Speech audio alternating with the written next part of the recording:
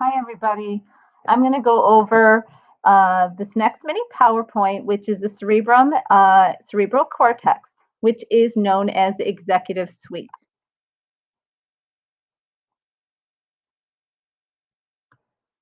Okay, so at birth, you can see the adult pattern of the different structures and the convolutions. So this is the cerebral hemisphere. This is the diencephalon. This is the cerebellum. This is the brainstem here, which is the midbrain, right here, the pons, and the medulla oblongata.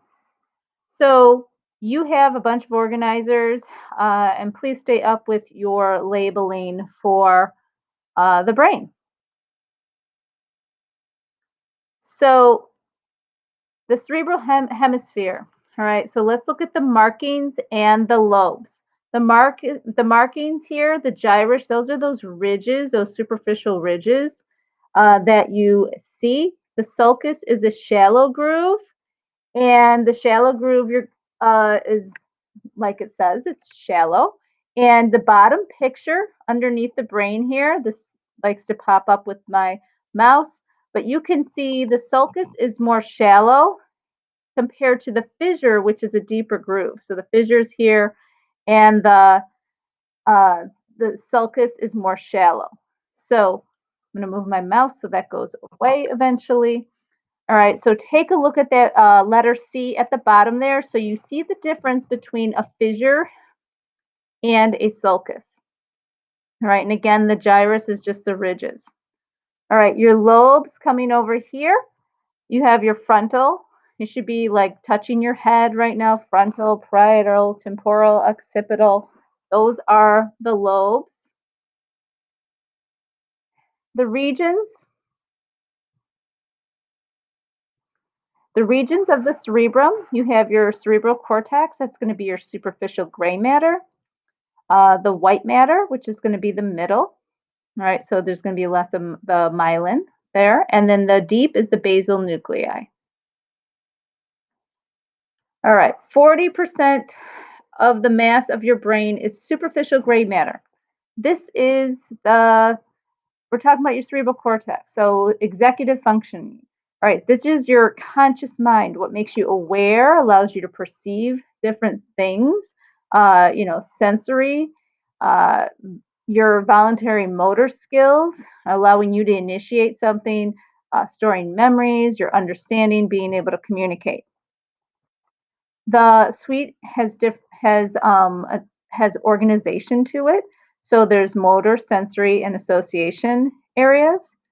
And this second star here, each hemisphere controls the contralateral, which means the opposite side of the body. So, the right side controlling the left, the right. All right, so there is a functional lateralization that happens between the hemisphere. Your conscious behaviors involve your whole cortex in some kind of way because there's communication between the two sides.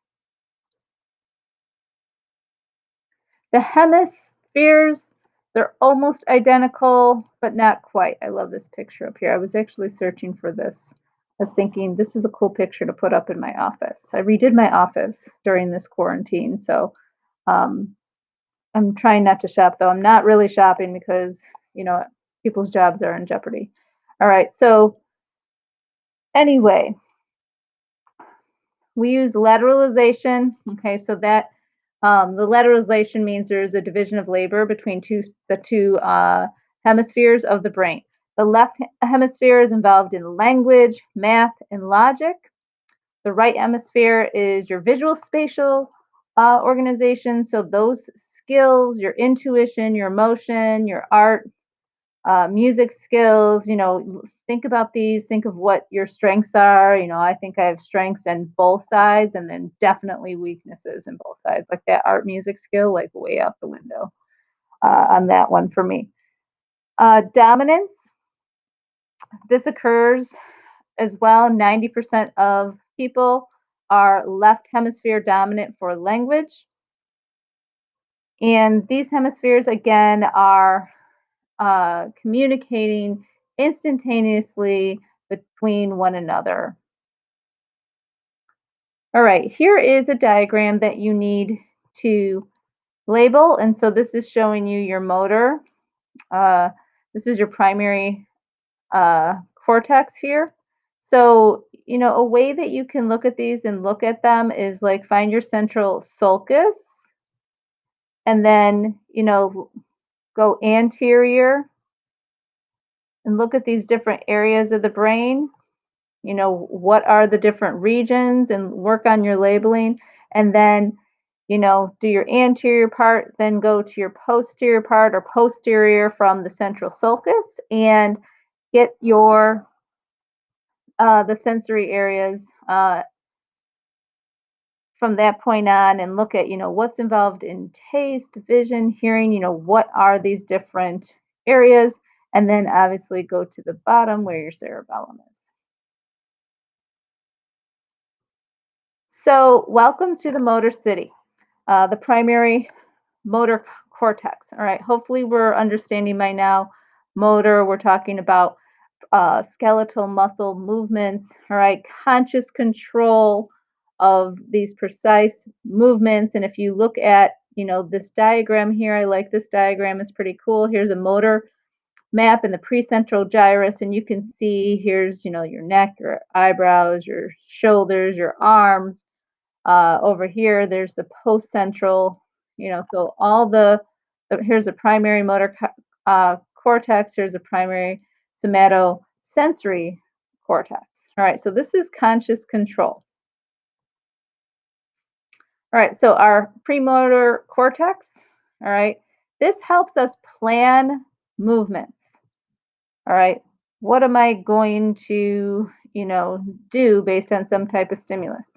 All right, it controls learned, repetitious, or patterned motor skills. So you do see basically a little example over here. It says animals with damage to premotor cortex cannot put motor sequences together. All right, so you can see like if here's a normal animal, it's like poking some pebble or something through and it knows exactly where to put its hand to be able to catch it. And then here's an example of having a lesion to that premotor cortex. And you can see his hand is not, or the animal's hand is not going, to catch the pebble. So your premotor cortex, controls learned behaviors. You go to do something on a regular basis. Like I know how to click to the next slide here. I know how to do it.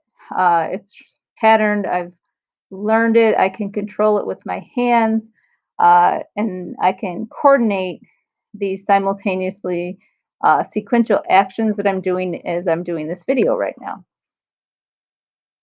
And then last one, it controls voluntary actions that depend on sensory feedback.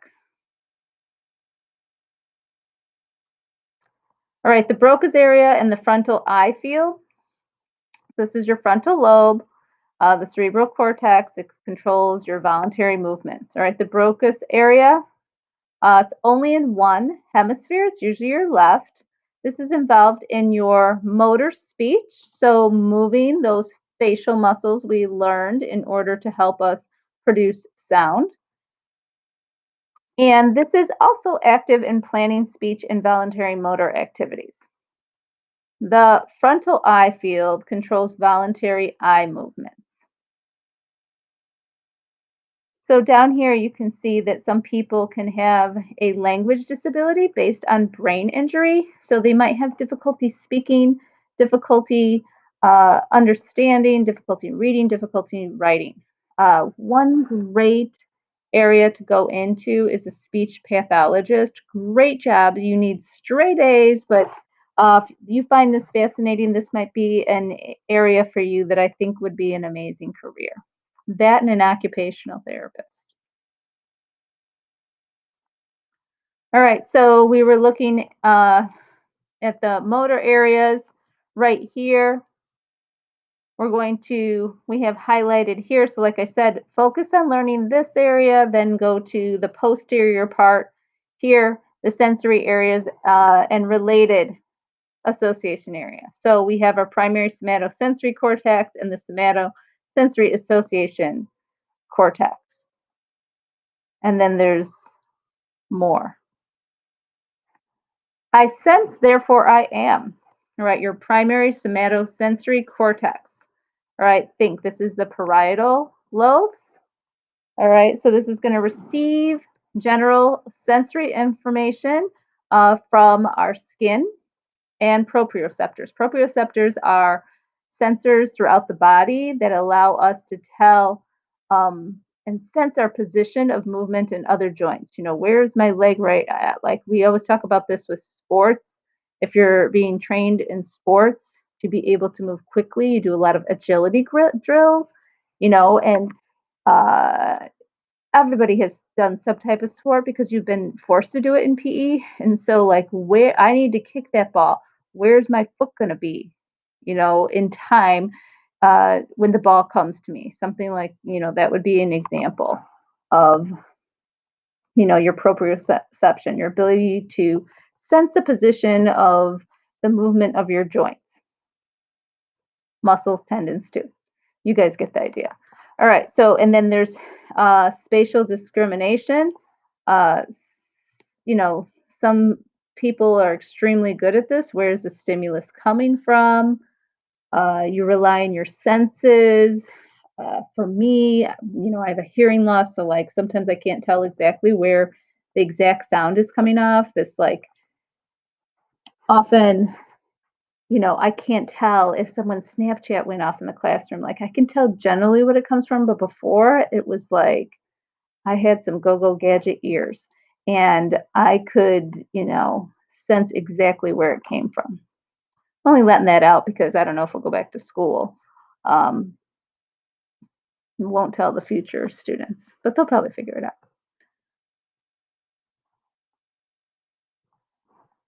All right, somatosensory association cortex.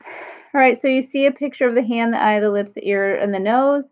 All right, so this integrates sensory input from primary somatosensory cortex to understand the object. So this helps us determine the size, the texture, and the relationships of, you know, what is being felt.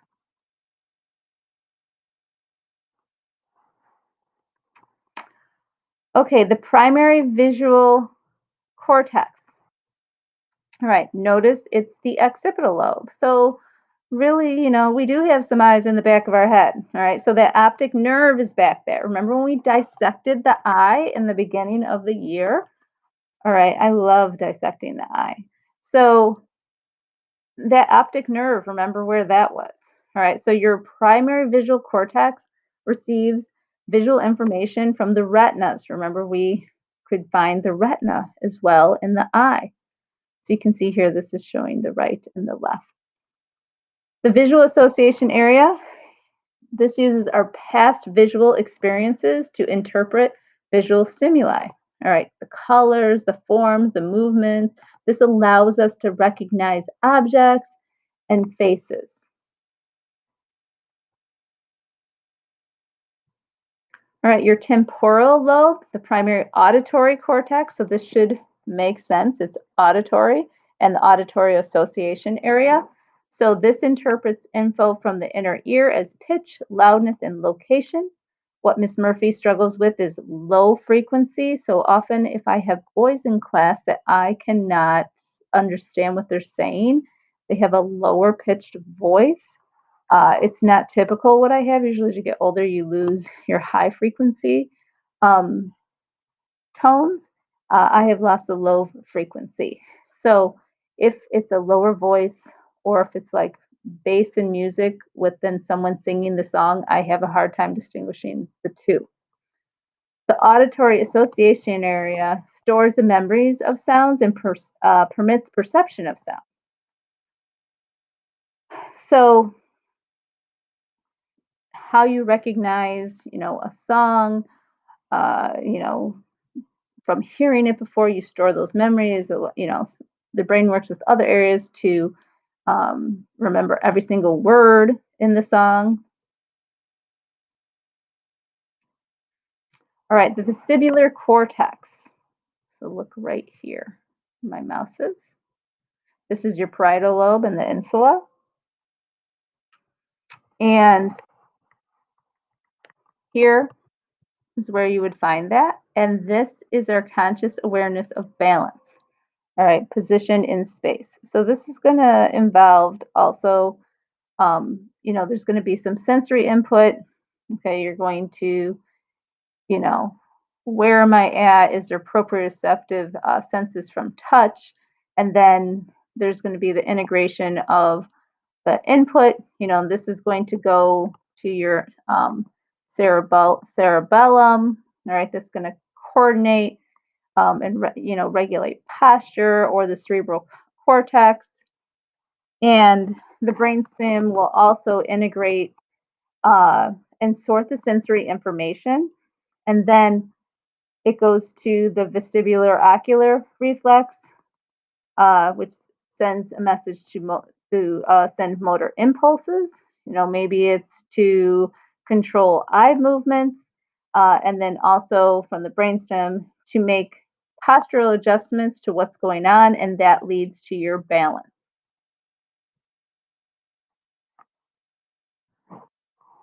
All right, prefrontal cortex.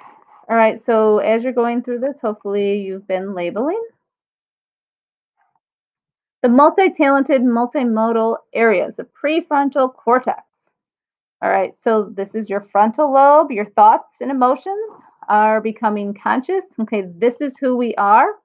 And you can look at, the brain here. Here's a 5-year-old brain, the preteen, the teen brain. All right, you guys are here between this teen brain and the 20-year-old brain. So executive functions.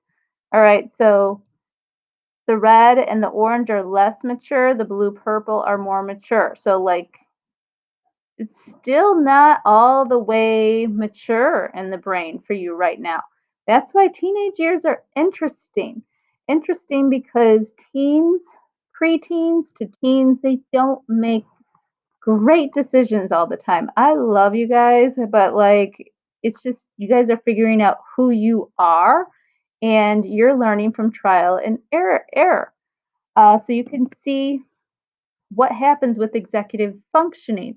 So if you remember when I was talking a lot about vaping uh, and with respiratory and the THC, I had a slide on what the brain looks like when someone is smoking a lot of marijuana.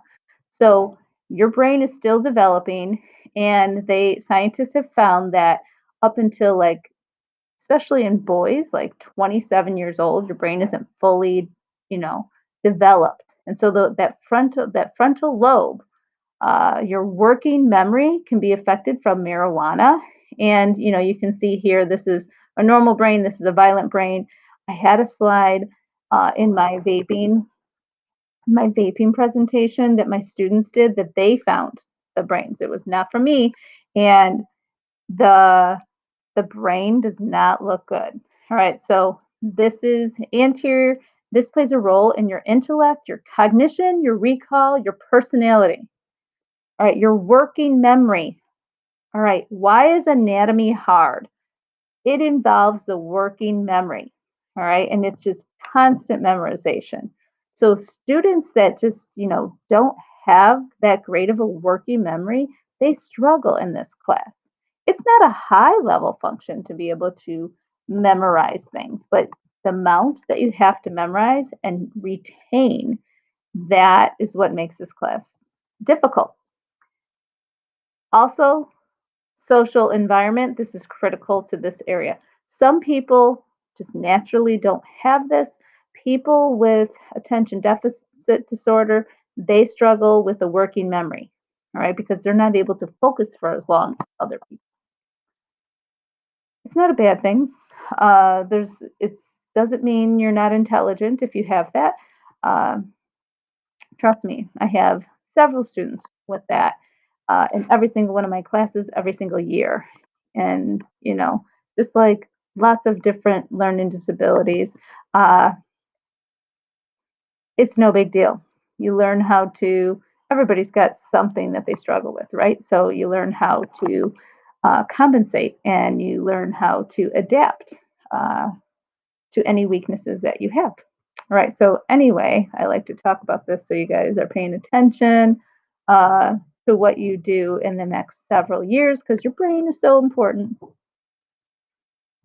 right. The posterior association area.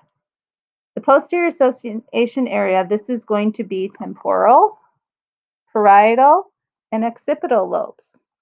All right, so our thoughts become conscious.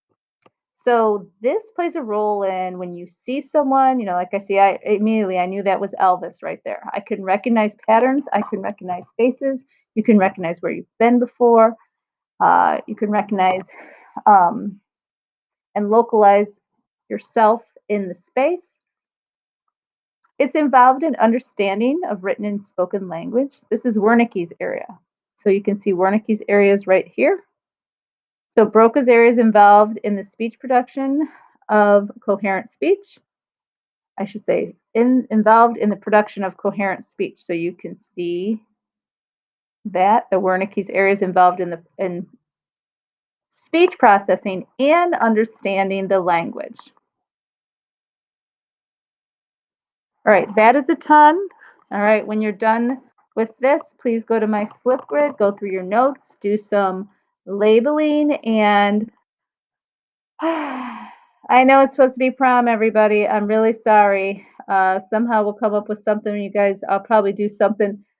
Get dressed up, whether you're going to prom or not, and maybe I'll have you take a picture of something anatomical. All right, something anatomical, something from this class, and I'll have you send it in to me. All right, and then maybe if you guys give me the okay, I'll post some pictures. All right, have a great day, everybody. Bye.